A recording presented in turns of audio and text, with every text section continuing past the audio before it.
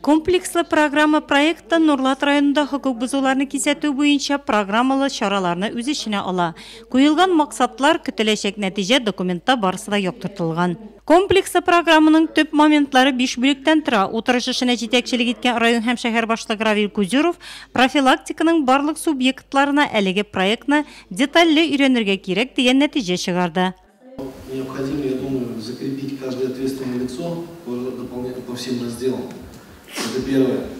И в разделах детализировать мероприятия, и также в каждых детализированных мероприятиях также закрепить ответственное лицо. Совета, исполкома, отдел полиции, соответствующих структур, которые вовлечены в реализацию данной программы.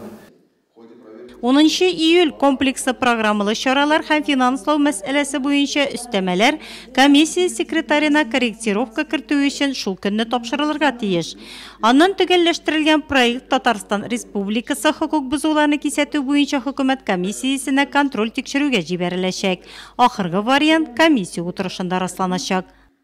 Данная программа по профилактике правонарушений, проект, который сейчас имеется, позволит повысить эффективность совместной деятельности в сфере обеспечения общественного порядка в условиях нестабильной социально-экономической обстановки в стране, реорганизации, а также оптимизации штатной численности сотрудников УВД. Утырышта коррупциягә каршы тору буенча законнарның үтәлешен күзәтү нәтиҗәләре турында да отчет тыңланды. Йомгакны район һәм шәһәр башлыгы Равил Кузюров ясады. Невозможно, по большому счету, по вашей производственной деятельности, особенно главсельских не касается, решать задачи на местах по жизнеобеспечению, по реализации соответствующих мероприятий, пересекаться со многими хозяйствующими субъектами различных форм собственности нашего района. Это и предприниматели, и соответствующие юридические лица.